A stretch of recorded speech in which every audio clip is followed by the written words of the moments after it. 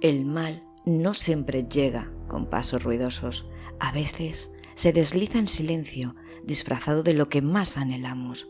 Puede tomar la forma de un deseo legítimo, de una necesidad humana comprensible, y en ese disfraz encontrar la grieta por la que entrar. ¿Por qué? ¿Qué hay más profundo que el anhelo de ser madre, más íntimo que el deseo de dar vida? Pero el mismo impulso que en muchos se convierte en ternura y cuidado, en otros se retuerce hasta transformarse en obsesión. El deseo, cuando se convierte en obsesión, ya no es un impulso vital, es una cadena que aprieta, que asfixia, que nubla cualquier rastro de compasión. Y así, lo que en principio parece afecto se convierte en amenaza. Lo que anuncia como ternura se transforma en condena. El mal se disfraza de lo cotidiano y espera el momento exacto para revelarse. Nuestra historia de hoy nos lleva a un escenario donde las sonrisas ocultan planes, donde los gestos amables eran solo una máscara para encubrir un propósito macabro, un lugar donde una mentira se cultivó con cuidado, como una semilla envenenada, hasta dar fruto en la tragedia. Y aquí surge la primera pregunta. ¿Qué estarías dispuesto a creer si alguien a tu alrededor dijera estar embarazada? ¿Cuántos detalles pasarías por alto, convencido de que nadie puede inventar una mentira tan íntima, tan personal? El embarazo es una verdad que solemos aceptar sin cuestionar. Es símbolo de esperanza, de continuidad, de vida, y por eso mismo, cuando se utiliza como máscara, se convierte en una de las mentiras más crueles. Imaginemos un escenario. Una mujer que asegura estar esperando un hijo, la barriga bajo la ropa, las palabras cuidadosamente elegidas, los gestos ensayados frente al espejo. Todos a su alrededor se convencen de que lo que ven es real. La comunidad, la familia, los vecinos, todos participan sin saberlo en la representación. Nadie sospecha que bajo ese disfraz no hay vida sino un plan, y ese plan necesita una víctima.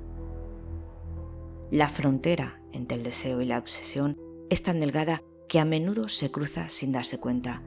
Una línea invisible que una vez traspasada ya no permite retorno. El deseo legítimo de ser madre puede convertirse en un abismo si no encuentra límites. ¿Qué ocurre cuando alguien decide que esa línea no es un obstáculo, sino un atajo? ¿Qué ocurre cuando se piensa que el derecho a ser madre puede imponerse incluso arrebatando la vida a otra? Lo terrible de esta historia es que no comienza con gritos ni amenazas, empieza con cercanía, con gestos cotidianos, con la aparente amistad entre dos mujeres. Una de ellas joven, con un bebé en brazos, la otra madura, con una vida que parecía estable. En la superficie nada chirriaba, pero debajo cada palabra, cada visita, cada gesto estaba siendo calculado para conducir a un único desenlace. El crimen no se improvisaba de la nada. Se gesta en la sombra, en la repetición de una mentira, en la construcción de una máscara. Se alimenta de cada mirada de confianza, de cada palabra creída, de cada duda que se expresaba. Y cuando llega el momento de actuar, lo hace con la frialdad de quien lleva ensayando la escena durante meses. A ti que me escuchas, te pregunto, ¿hasta dónde crees que puede llegar alguien cegado por la obsesión? ¿Serías capaz de detectar la mentira si la tuvieras delante, disfrazada de cariño? ¿O preferirías no mirar demasiado, convencido de que nadie puede ser tan retorcido? En esta historia, estas preguntas no son teoría, se convirtieron en vida y muerte, en un plan que cruzó todas las fronteras morales, que borró la línea entre el deseo y la obsesión. ¿Preparados para adentrarnos en la mente de quien confundió maternidad con posesión? Soy Silvia Black, y esto es La cara del mal.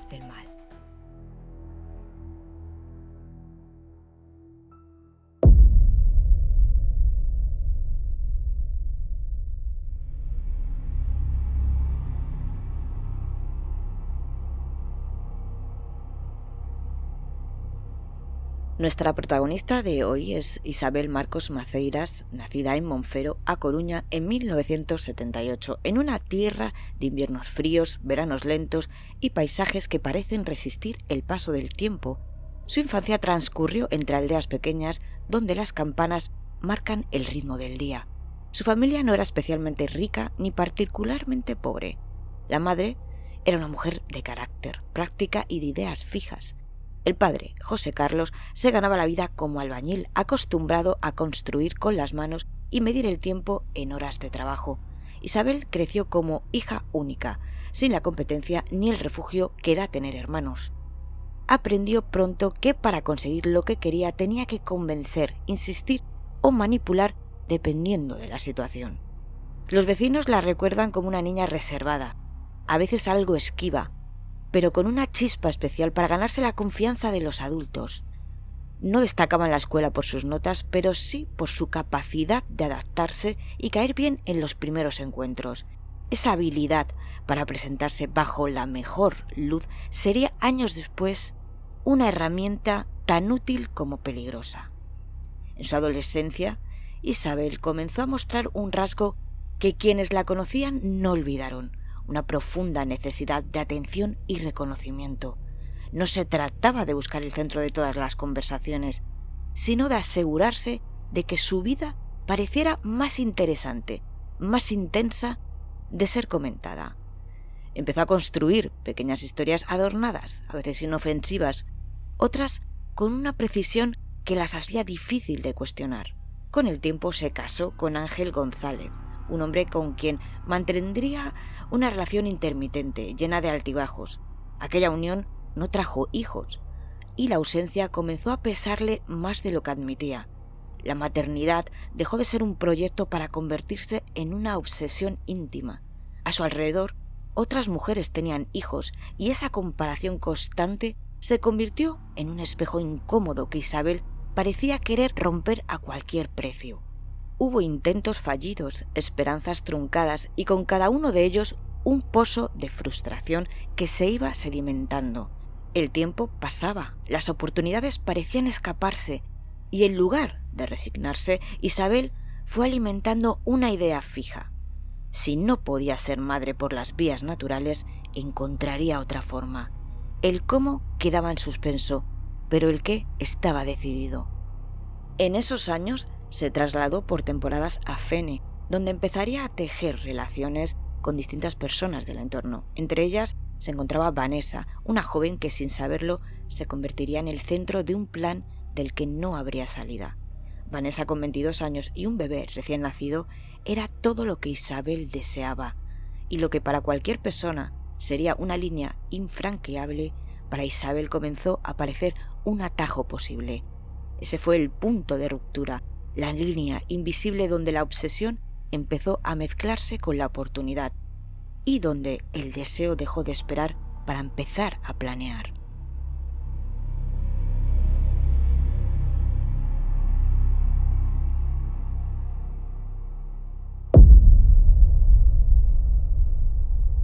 El verano del 2002 en Galicia parecía uno más, rutinario y plácido, con el peso de una calma que engañaba. Eran días donde las plazas de Pontedeume se llenaban de murmullos, las terrazas de bares se poblaban de voces familiares y la vida parecía discurrir con la cadencia lenta de las mareas. Nada hacía presagiar que la región acabaría siendo escenario de uno de los crímenes más perturbadores de su reciente historia. En aquellos años, Galicia vivía atrapada entre dos realidades. Por un lado, la de la vida rural marcada por la cercanía vecinal, las rutinas conocidas, los rostros familiares que se cruzaban una y otra vez por las calles. Por el otro, el eco de una modernización que avanzaba lentamente, de un mundo más urbano que empezaba a imponerse en ciudades cercanas como Ferrol o A Coruña. En los pueblos pequeños como Monfero, Fene o Pontedeume, la confianza entre vecinos era un valor que todavía se sostenía con fuerza. Se saludaban todos, se conocían los hijos de cada casa y las puertas permanecían abiertas más tiempo del que el mundo moderno habría permitido. Ese clima de confianza, de proximidad, sería precisamente lo que daría a Isabel el terreno perfecto para cultivar su mentira. La gente creía lo que veía, confiaba en lo que escuchaba y no había motivos aparentes para dudar que una mujer decía estar embarazada. Al contrario, la comunidad se volcaba en gestos de cuidado, en preguntas amables, en comentarios de complicidad. Nadie sospechaba. En el mismo escenario llegaba a Galicia una joven con otra historia a cuestas. Vanessa Lorente, de apenas 22 años, había nacido en Cartagena y se había trasladado a Galicia buscando una vida mejor. Madre primeriza con un bebé recién nacido, se instaló en Puente de Hume junto a una amiga, Rosa de Ana, que la apoyaba en esos primeros meses de crianza. Vanessa representaba la imagen de la esperanza, de la juventud y de la maternidad reciente. Era todo lo que Isabel decía desear. El contraste entre ambas era evidente. Isabel, con 24 años, acumulaba frustraciones y fracasos personales. Su fingido embarazo era ya una representación en marcha, un guión que había convencido a familiares y conocidos. Vanessa, por el contrario, irradiaba frescura y autenticidad. Tenía en brazos lo que Isabel solo podía fingir: un hijo. Y en ese contraste se convirtió en el detonante de lo que vendría. El verano gallego de 2002 sería recordado por muchas cosas. Por las fiestas patronales que llenaban las calles, por los turistas que poblaban la costa, por las noches largas junto al mar, pero en las crónicas negras quedó grabado por una historia que rompió la inocencia de un pueblo entero. Una historia que demostró que incluso en el lugar más apacible, la oscuridad puede habitar en silencio, esperando su momento. Ese era el escenario de dos vidas, tan distintas y tan unidas por la fatalidad, se cruzarían. Una marcada por el deseo obsesivo de ser madre a cualquier precio, la otra por la inocencia de confiar en quien parecía una amiga. Y en esa mezcla de rutinas cotidianas, confianza vecinal y un verano tranquilo, se estaba tejiendo la tragedia.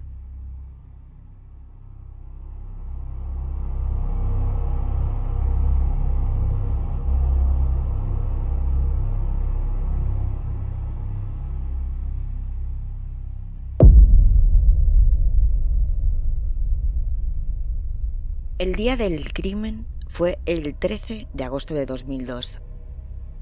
Amaneció en Fene, con esa calma engañosa de los pueblos pequeños. Era martes, uno de esos días en los que el verano parece avanzar sin prisa, con el rumor lejano del tráfico y el olor a mar filtrándose entre las calles. Para Vanessa, el día empezó como tantos otros. Preparó el desayuno, atendió a su bebé y se organizó para el día. Nada en su rutina anunciaba que sería su último día de vida. A media mañana quedó con varios amigos. Hablaron de cosas triviales, compartieron risas, confidencias. Vanessa, siempre amable, guardó una porción de lasaña para llevarse más tarde a su casa. Entre conversación y conversación, de repente su teléfono sonó. Al otro lado estaba Isabel. La llamaba para quedar con ella. Fue una llamada breve, sin urgencia aparente. Quedaron para verse por la tarde. Para Vanessa aquello no era algo extraño, ya que Isabel formaba parte del entorno y en apariencia no había motivo para desconfiar. Por la tarde, Vanessa salió de su casa con el bebé en brazos y una frase rápida: vuelvo enseguida. Eso fue lo que escuchó su amiga con la que vivía en aquel momento, Rosa de Ana. Fue la última vez que la vio con vida. La reconstrucción posterior de los hechos dibuja un recorrido inquietante. Isabel paró en una gasolinera y a simple vista era una parada normal. Compró refrescos, algo cotidiano, pero en el interior de esas botellas ya se trazaba el primer hilo de la trampa. En ellas disolvió somníferos. No fue un gesto improvisado. El tipo de fármaco, la dosis, la oportunidad, todo apuntaba a preparación previa. Después se dirigió hacia la finca familiar en Monfero, un lugar apartado, rodeado de caminos estrechos y árboles que ocultan más de lo que muestran. Allí María, la madre de Isabel, las esperaba. No estaba allí por casualidad. Los investigadores determinarían más tarde que en el cobertizo de la propiedad había un hueco en el suelo, excavado y listo para ser utilizado. Vanessa llegó al lugar debilitada. Los últimos instantes de su vida transcurrieron en un espacio que no conocía, entre rostros que no le ofrecían ayuda. El informe forense señalaría como causa probable de la muerte un traumatismo cranoencefálico. No se pudo determinar con exactitud si el golpe fue la causa directa o si murió asfixiada durante el entierro, pero ambas posibilidades describen una muerte sin escapatoria. El hueco en el cobertizo se convirtió en una tumba improvisada. La tierra y el cemento cubrieron lo que quedaba de Vanessa. El trabajo fue rápido. El cemento fresco selló el secreto, dejando sobre él espacio limpio y funcional, como si nada hubiese pasado. Afuera, el mundo seguía girando, ajeno al crimen que acababa de consumarse. Con Vanessa muerta, Isabel pasó a la segunda fase de su plan. Tomó al bebé y desde ese momento empezó a presentarlo como suyo. A vecinos conocidos lo mostraba con orgullo. No evitaba la exposición, le paseaba por la calle, lo vestía con ropa nueva, inventaba anécdotas sobre su supuesto embarazo y parto. Cada detalle estaba pensado para reforzar la mentira. Incluso las contradicciones parecían estar previstas, con respuestas rápidas y coherentes para cada pregunta. Era una obra de teatro que se interpretaba las 24 horas del día. Para la gente del pueblo, Isabel había dado un giro en su vida. Algunos la felicitaban, otros simplemente sonreían con complicidad. Nadie imaginaba que el niño que ella abrazaba no era fruto de su parto, sino de un asesinato. Mientras tanto, la ausencia de Vanessa comenzaba a inquietar. Sus amigos, conscientes de que algo no encajaba, empapelaron la comarca con su fotografía. La Guardia Civil inició las diligencias por desaparición. No había testigos que situaran a Vanessa en el lugar peligroso, no había llamadas de auxilio, no había una escena del crimen evidente.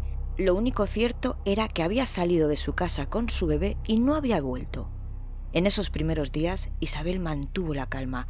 No evitó a nadie, no cambió radicalmente sus rutinas y eso confundió a quienes empezaban a sospechar. Se movía con seguridad, como alguien que sabe que la mentira está bien construida.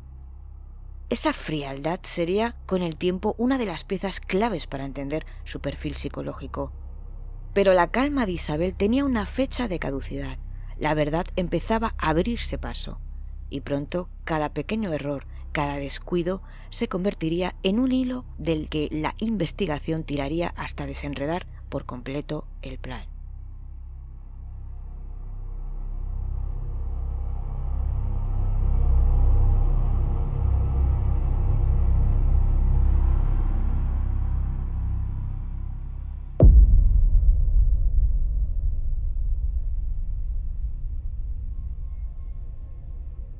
Al principio la ausencia fue interpretada como algo pasajero, quizá una visita, quizá un retraso, pero las horas se convirtieron en días y lo que empezó como inquietud se transformó en alarma. Su amiga y compañera de vivienda, Rosa de Ana, fue la primera en notar que algo no encajaba. Vanessa nunca se marchaba sin avisar y si hubiera algún cambio en sus planes, habría avisado. Mientras, en Cartagena, la familia de Vanessa estaba muy angustiada, llevaban días sin saber nada de ella.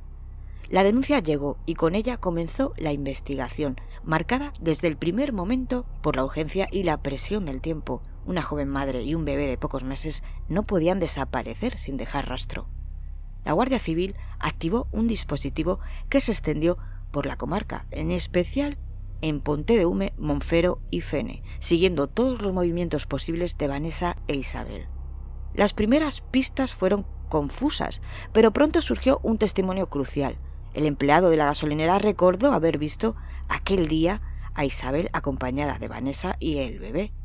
Esa declaración desmontaba de inmediato cualquier hipótesis de desaparición voluntaria. Vanessa no se había marchado sola. Alguien más estaba implicado. Los investigadores empezaron a reconstruir los hechos. Isabel había sostenido durante meses que estaba embarazada, repitiéndolo con la convicción de quien interpreta un papel aprendido. Pero cuando la Guardia Civil pidió pruebas, los silencios comenzaron a pesar más que sus palabras. No había informes médicos, no había registros hospitalarios ni seguimiento clínico. La farsa del embarazo empezó a resquebrajarse. En los días siguientes, los vecinos comenzaron a aportar detalles inquietantes. Una mujer aseguró haber visto a Isabel mostrando un bebé como suyo, acunándolo, enseñándolo, presentándolo como fruto de su supuesto embarazo. Pero los registros médicos no coincidían con la historia. Isabel nunca había dado a luz. La contradicción encendió todas las alarmas. El niño existía, pero no era suyo. El caso tomó un giro decisivo el 22 de noviembre de 2002, cuando el cuerpo de Vanessa fue hallado en un cobertizo de la finca familiar de Isabel en Monfero, oculto bajo el cadáver de un perro y cubierto de cemento. Los forenses confirmaron signos claros de haber sido drogada y asfixiada. La brutalidad del descubrimiento estremeció a toda la comunidad. Ya no cabía duda, no se trataba de una desaparición, sino de un crimen cuidadosamente planeado. A partir de ese momento, la investigación se centró en desmontar la mentira que Isabel había construido con minuciosa precisión. Cada detalle de su falso embarazo fue descubierto. Ropa ancha, cojines ocultos, historias inventadas sobre ecografías y consultas médicas, e incluso listas posibles para nombres para su supuesto hijo. El engaño había sido tan convincente que muchos vecinos jamás dudaron de ella, pero en la realidad ya no admitía disfraz. El bebé que sostenía en los brazos no era suyo. Las pruebas forenses revelaron más detalles del plan. Vanessa había ingerido somníferos disueltos en refrescos. Probablemente durante el trayecto en coche, Vanessa perdió la consciencia y luego fue golpeada antes de enterrarla. La reconstrucción del recorrido demostró que cada parada, la gasolinera, la cafetería, el desvío hacia Monfero, formaba parte de un itinerario meticulosamente premeditado. Las evidencias se acumularon con rapidez. Testimonios de vecinos, trabajadores, análisis toxicológicos, contradicciones en las declaraciones de Isabel. Su coartada se derrumbaba a cada paso. Finalmente, Isabel confesó y condujo a los agentes hasta el lugar donde ocultó el cadáver. La comunidad quedó devastada. Nadie lograba comprender cómo una mujer que se mostraba cercana, maternal, había sido capaz de urdir un plan tan cruel. Vecinos recordaban sus confidencias sobre el embarazo, otros se reprochaban no haber sospechado antes. La investigación concluyó lo inevitable. Isabel Marcos había asesinado a Vanessa para quedarse con su bebé y sostener así la farsa que llevaba meses interpretando. El crimen no fue solo un acto de violencia, sino una puesta en escena macabra, en la que la vida de una joven madre se convirtió en moneda de cambio para alimentar la obsesión de otra.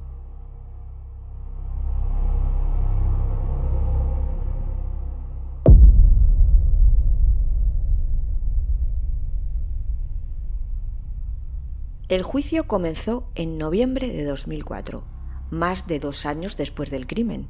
Para entonces, la opinión pública ya había bautizado el caso como el crimen del bebé de Ponte de Uma. Los medios abarrotaban la sala. Las cámaras buscaban captar el gesto de una mujer que había fingido un embarazo durante meses y que para sostener esa mentira había acabado con la vida de otra. El tribunal tuvo que escuchar un relato áspero, lleno de pruebas y contradicciones. La acusada se sentó en el banquillo con un rostro frío, ajeno al remordimiento. En sus declaraciones insistió en que todo había sido un error, que no recordaba con claridad lo sucedido. Pero la investigación había dejado poco margen para las dudas.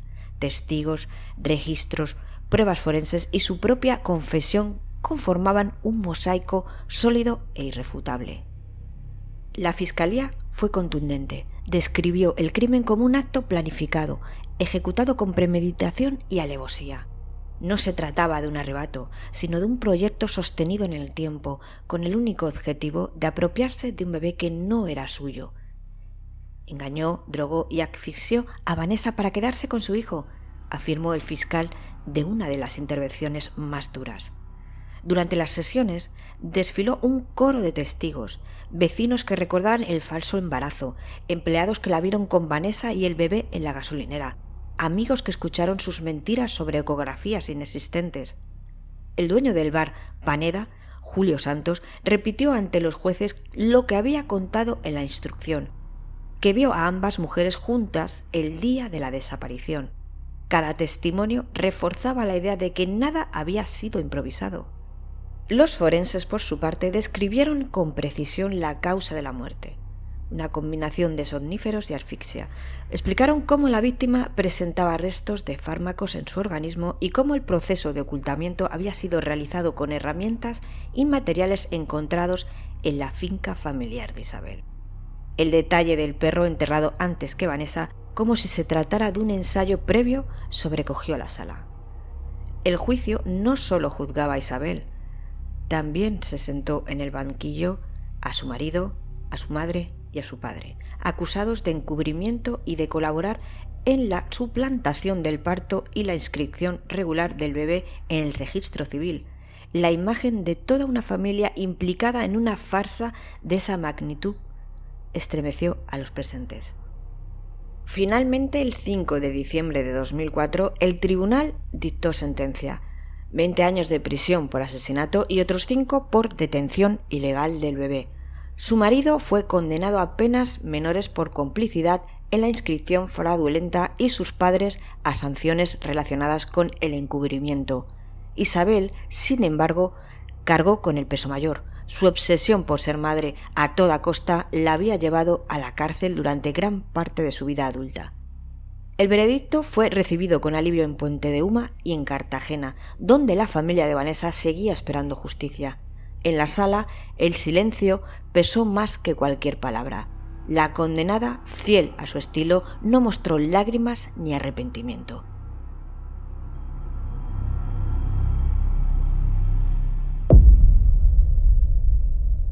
Los peritos que analizaron su caso coincidieron en que no se trataba de un crimen pasional ni de un arrebato puntual. Lo que se dibujaba en la mente de Isabel era un patrón más profundo, más frío y calculador. Su perfil encajaba con el de una personalidad narcisista y manipuladora, caracterizada por la necesidad de reconstruir un relato ficticio en torno a sí misma, a una costa de la realidad. Fingir un embarazo no fue solo una estrategia, fue la materialización de su obsesión por ser vista como madre, por ocupar un rol social y afectivo que sentía negado en su propia biografía. Los forenses destacaron su capacidad de engaño. Durante meses sostuvo una mentira elaborada, la defendió con gestos teatrales y logró convencer a familiares, vecinos, conocidos. Este nivel de disimulo revela rasgos claros de psicopatía funcional, ausencia de empatía, habilidad para manipular, frialdad emocional y una sorprendente capacidad de planificación. El crimen no fue un impulso, fue la conclusión lógica de un guión mental que había comenzado mucho antes. En sus interacciones, Isabel mostraba una afectividad superficial. Sabía aparentar cercanía, sabía cómo generar confianza en las víctimas de su entorno, pero esa calidez era solo instrumental, servía a sus objetivos. No había rastro de compasión, ni de duda en su modo de proceder. Otro rasgo señalado fue su rigidez cognitiva. Isabel no contemplaba alternativas a su obsesión. Ser madre no era para ella un deseo abierto a caminos distintos, era una meta que debía alcanzarse de una única manera, incluso si esa manera suponía matar. Esa fijeza unida a su capacidad de autojustificación convirtió su plan en una maquinaria sin frenos. El informe psicológico concluyó que la acusada presentaba un trastorno de personalidad mixto, con rasgos narcisistas, histrónicos y psicopáticos. Una combinación peligrosa, necesidad constante de atención, dramatización, egocentrismo y al mismo tiempo ausencia de empatía y escrúpulos. Esa mezcla hizo posible sostener durante meses una farsa emocional y culminarla con un crimen atroz. En contraste, el análisis sobre Vanessa revelaba una personalidad muy distinta. Una joven madre de apenas 22 años, confiada, abierta y dispuesta a aceptar la cercanía de quien parecía una amiga. Su perfil mostraba vulnerabilidad en un momento vital delicado, el posparto con toda su carga de cansancio y dependencia. Isabel supo detectar esa fragilidad y explotarla sin piedad. Lo más inquietante en este caso no es solo el crimen en sí, sino la frialdad con que se ejecutó. El asesinato fue vivido como un desgarro, como una acción necesaria, casi administrativa, para dar continuidad a un relato ficticio. Ese rasgo distingue a Isabel de otros criminales. No mató por odio, ni por rencor, ni siquiera por impulso. mató para sostener una mentira. El informe final lo resumen con una frase que hiela: no mató para destruir, mató para construir una ficción en la que ella pudiera existir como madre.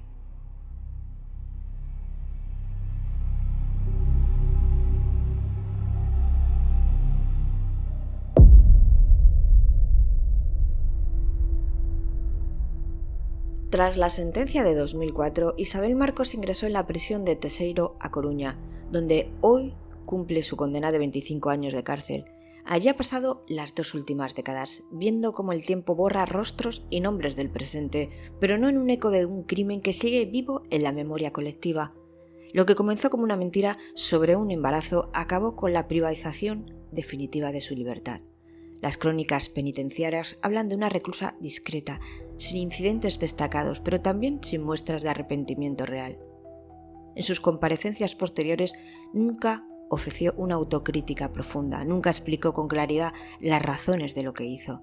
La frialdad que mostró durante el juicio parece haberse prolongado durante años tras los barrotes. Para la criminología, este silencio confirma un perfil psicológico rígido, incapaz de reconocer la magnitud de su crimen. El bebé, que apenas tenía 4 meses cuando fue arrebatado de los brazos de su madre, creció con su familia biológica en Cartagena, lejos de Galicia, lejos del lugar donde todo ocurrió. Hoy es un joven adulto protegido por la exposición mediática, pero inevitablemente marcado por una historia que le pertenece sin haberla elegido. Su vida es la contracara luminosa de una tragedia, la oportunidad de continuar pese al peso del horror. En Galicia el recuerdo del paso sigue latente. El cementerio de Monfero conserva el eco de lo que allí sucedió. Y en Pontedeume todavía se recuerda aquella tarde de agosto en la que una joven salió de casa diciendo «vuelvo enseguida» y nunca regresó. En Cartagena, la familia de Vanessa guarda la memoria de su hija, de su hermana, de una madre que apenas pudo vivir los primeros meses de crianza. La huella cultural también perdura. Documentales, programas de sucesos y especiales de prensa han revisado una y otra vez la historia de Isabel. El caso se estudia en ámbitos criminológicos como ejemplo de crimen planificado con un motivo insólito. No fue dinero, no fue venganza, no fue odio. Fue la obsesión por ser madre, llevada al extremo de matar a otra mujer para apropiarse de su bebé. Y aquí es donde surge la reflexión más incómoda.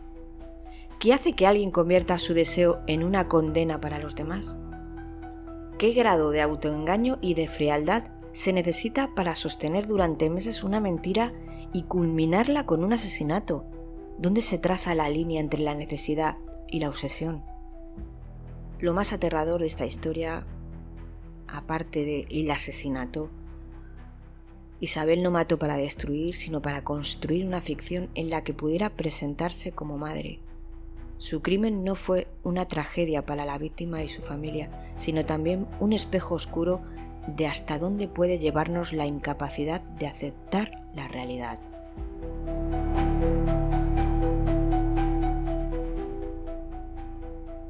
Y así, amigos, cerramos otro episodio y hasta aquí llegamos con otra tremenda historia y tercer episodio de otra mujer asesina. Me gustaría saber qué opináis del caso, así que dejad un comentario, darle al me gusta si habéis disfrutado del episodio y gracias por compartir este rato conmigo y ser parte de esta aventura. Nos encontramos en el próximo episodio de La cara del mal.